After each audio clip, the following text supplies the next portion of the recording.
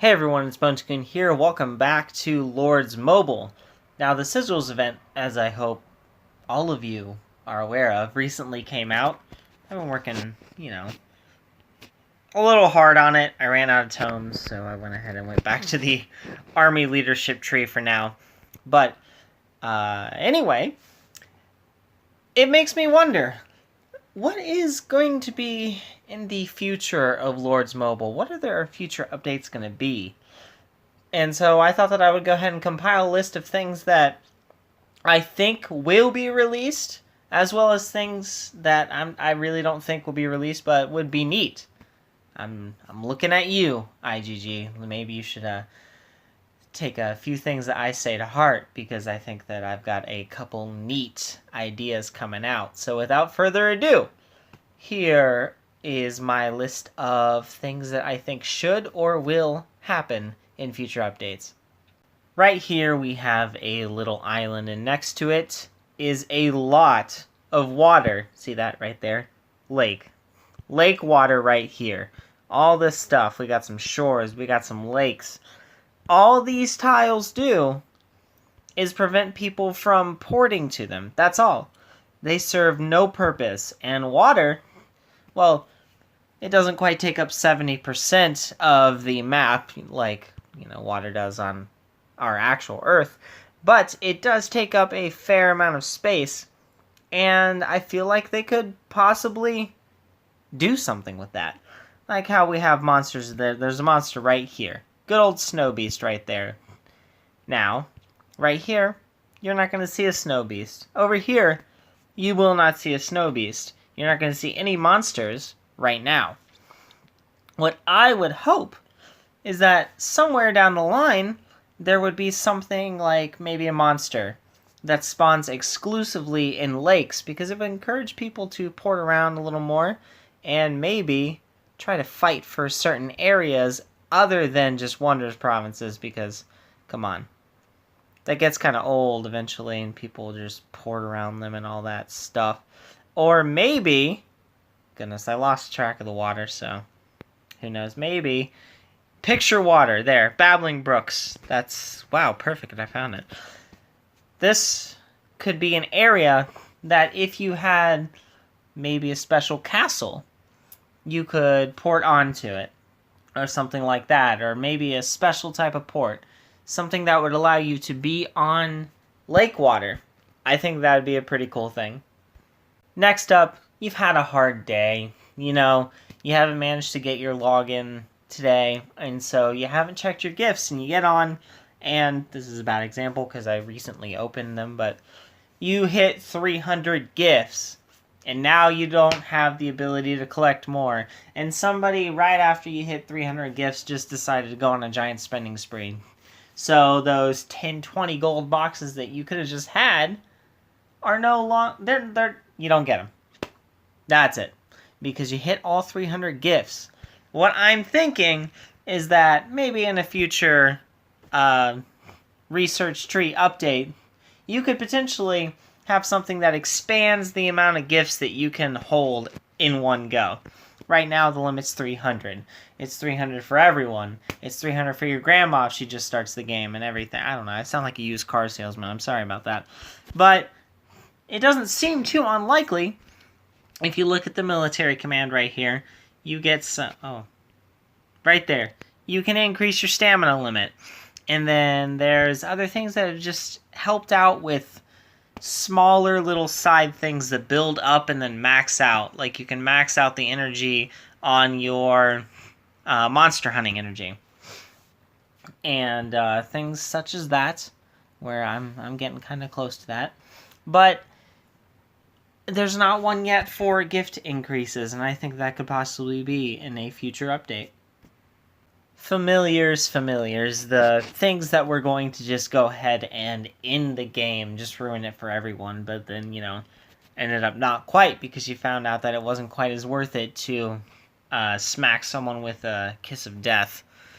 So, yeah, speaking of that, the Grim Reaper is a monster that you can fight. The Snow Beast is a monster that you can fight. In addition to that, the Griffin is one of those as well. And you've also got... Oh, come on. I know you're here somewhere, Mr. Sabretooth, and Helldrider, and Tidal Titan, and Frostwing, and also Gargantua, but I don't have the Gargantua. But you see what there isn't one thing of yet? There's actually a few that there aren't any of yet. But the one that I'm going to point out specifically is, of course, the Jade Worm. Good old Jade Worm. Little Mr. You. With the gold wormbone coronet that set me back so much. Ugh. In any case, there is not a familiar yet of the Jade Worm, but I do absolutely expect there to be one somewhere in the future. I'm really eager to see what bonuses the Jade Worm gives. Now, these familiars are ones that you have to spend money to get. The Gargantua and the Frostwing are the only ones that I know of out so far, and the Frostwing is the most recent. So I'm really wondering just what bonuses there'll be, because there's some hefty bonuses. Here, let's go back to the familiars. And let's take a look at Frostwing. There you are right there, buddy. Frostwing has an active skill of increasing enemies' travel time by 50%. So it makes your enemies pretty slow. Not too, exciting, but I mean, it is kind of interesting. What I like about him, though, is the army attack boost. Maxed out, he can have a 5% attack boost, which is just overall pretty cool. So I do expect Jade Worm, as well as the other monsters, to eventually make their way into the familiar roster somewhere down the road. Oh, Mega Maggot too. Yeah. Finally, the last idea that I have is probably one that will never happen, but it is it's a pretty tricky one to think of. So, oh goodness, here's the best way to describe it. Let's look at Kingdom 158 right here. Kingdom 158 is a kingdom that we faced this previous KVK. And it's also one that has had a bit of a civil dispute go on. And I could cover that more in a different video. But the point is, a lot of people have migrated out of the kingdom. The kingdom wasn't that big to begin with. So to migrate there right now, I would actually be rank number 1. So I would need 90 scrolls to get there. And I'm not that big. I'm 663 million might. In worldwide rankings, I don't think it'll even rank me. And I think you gotta be, top 2,000 to be ranked in something? I'm not that big. I'm really not. So 90 scrolls is pretty ridiculous for me to get over there. So, chances are, not a lot of guilds are going to be invading this kingdom. This kingdom's pretty much dead. Nobody's going to enter the fray. That came out oddly. It's just, it's not going to be fun. Which means that everybody's going to have to save up scrolls to migrate out if they would like to have some fun. This is the idea that I had.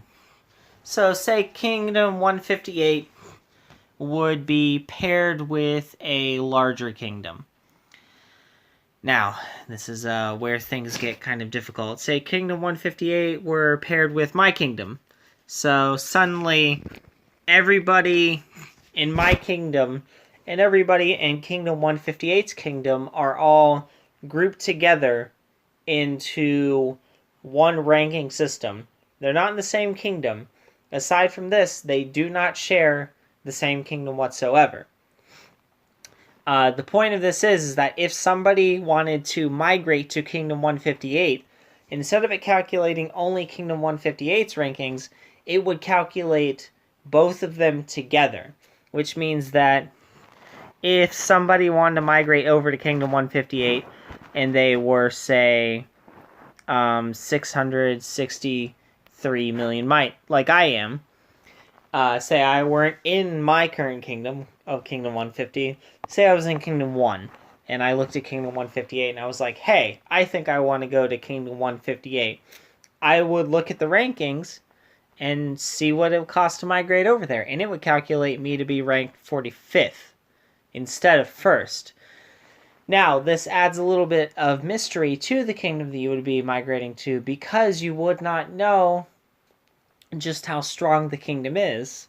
People could still go over and scout, but if you just wanted to blindly go in, you would be taking a bit of a shot in the dark because you wouldn't know if you're moving into a kingdom where it'd be like that, you're number one top dog, or if you're somewhere down in the middle of the top 100 where you're not quite as relevant.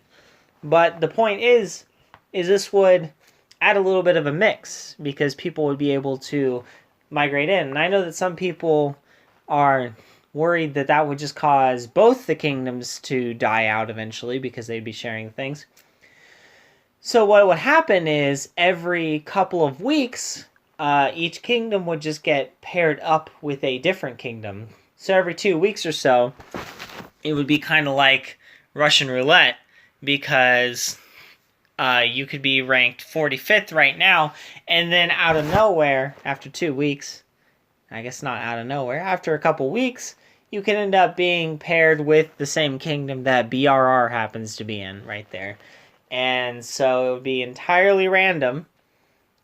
And with that, all of a sudden you could be flooded with a bunch of billion might players or something like that. So if you have like a kingdom where like right here, my kingdom is actually a great example right now.